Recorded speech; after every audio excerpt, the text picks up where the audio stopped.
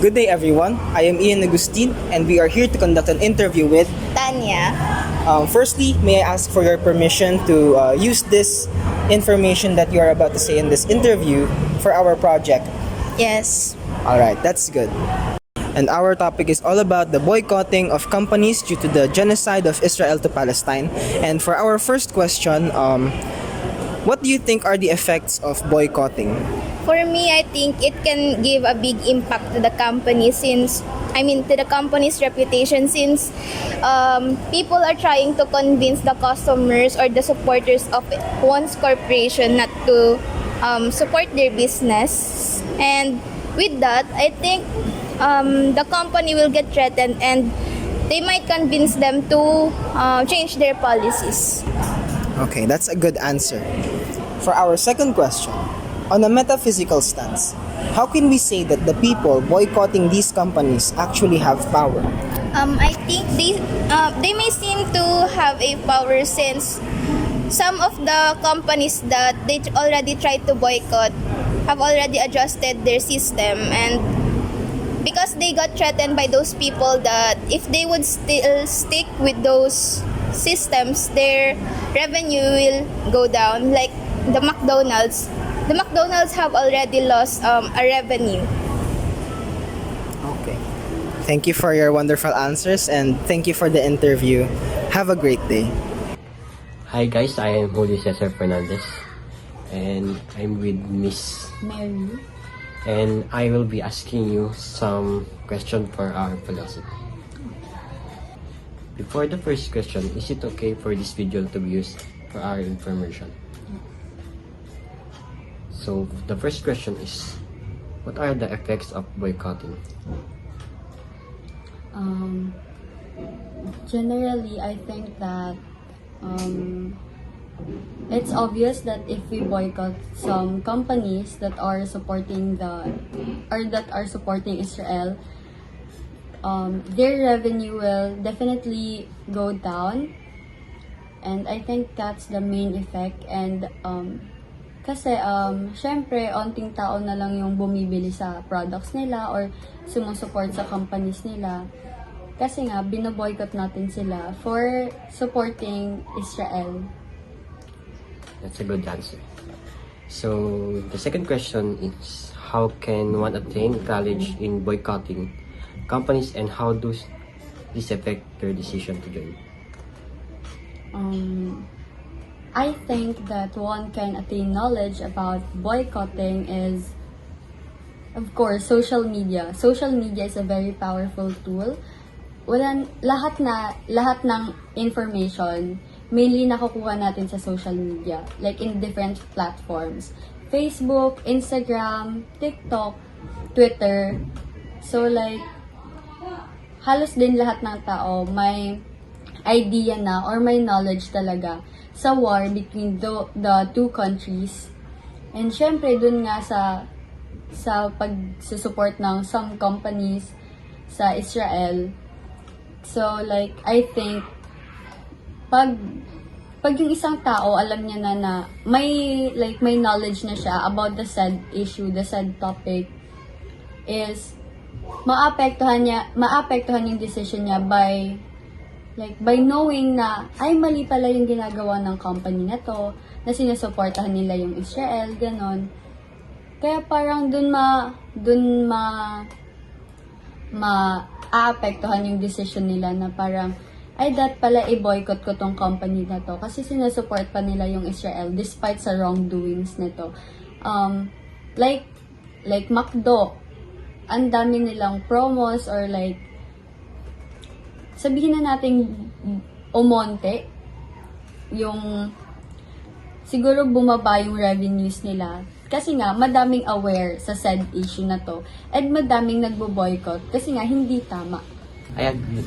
That's a beautiful answer. So that's all, Miss Mary. Thank you for your time and participation. No problem. Will boycotting still happen if the company's products are aesthetically pleasing? It will depend on the intensity of the companies doing that will affect their product. So most likely it will be depends. It is a logical manner, how can we prove that boycotting these companies do better for the world? In my point of view, it doesn't do much, nor it doesn't change anything, as it will only help the company being boycotted to become more popular, become much more known, and only become a small hindrance to their overall popularity. For question number 1, based on what I saw while researching aligns with what my interviewee said. The effects of boycotting, according to my interviewee, was that it forced companies to change their systems, and some companies actually did. According to Braden King's research, though boycotting might not affect majority of the sales revenue, it can still damage a company's reputation, especially when a company faces the issue in media. For question number 2, my research dictates similarities to what my interviewee said as well. The power of boycotting generated less revenue for the company. It initiated internal conflict because now, according to BDS movement, a McDonald's franchise in Malaysia files for a lawsuit against the branches in Israel for openly supporting Israel and giving out generously free meals to the soldiers, which caused the reputation of McDonald's to go down. Overall, I think that this project made me more informed about what really is going on in the genocide of Israel against Palestinians. It made me realize that I should take action in the ways that I can by boycotting several companies that support Israel. I can't think why companies would care to support a side which is really wrong, and to not take accountability for it, and instead causing internal conflict made it much worse. I personally think that McDonald's can regain their reputation by supporting the Palestinians, so that way they can appeal to the people that they've changed, and only then they can regain more sales revenue and their reputation will come back. For the question number 1, I found some answers online. They say the effects of boycotting will change public perception and damage companies' reputations. For question number 2, I got answers from the internet that they're able to attain one by reading news articles or any social media platform that you can read or watch. The decision to join a boycott includes one's personal values or beliefs. This project of ours made me realize and learn things that at first I was quite aware of it. Made me realize the power have boycotting companies that support Israel despite their wrongdoing. I also learned how important it is to voice out or share your knowledge about this kind of problem for other people to also know about it and start boycotting companies that support Israel. Lastly, I learned that being aware and knowledgeable about the problems or issues not only our country is facing but the world is important because we have a voice and we need to use it properly. From the point of view of my interviewee, he is in favor of the boycotting movement as it will serve as a lesson and a social change. But for him, boycotting does not do much because it also just helps the companies to become more known and popular. Despite the wide range of responses and viewpoints from multiple sources, the majority of respondents to an interview expressed support for the boycott of fast food companies. Ahmed Essad, an Egyptian national, from the World is One News interview, claims that he is in favor of fast food chains boycotting those that back Israel. He claims that the aforementioned corporations act of taking their money to support and feed Israel's soldiers when they are committing an almost genocide is incredibly unjust and unfair.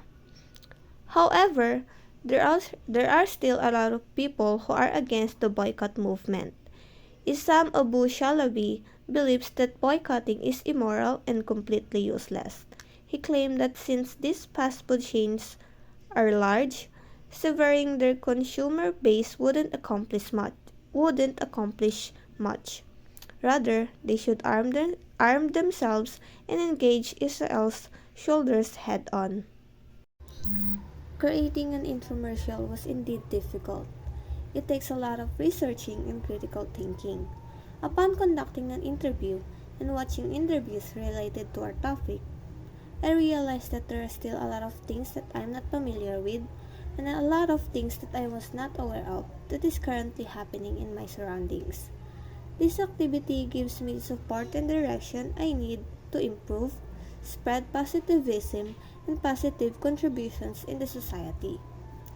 Working with my groupmate Ian Agustin and JC Fernandez helps in creating our infomercial much more easy and quick.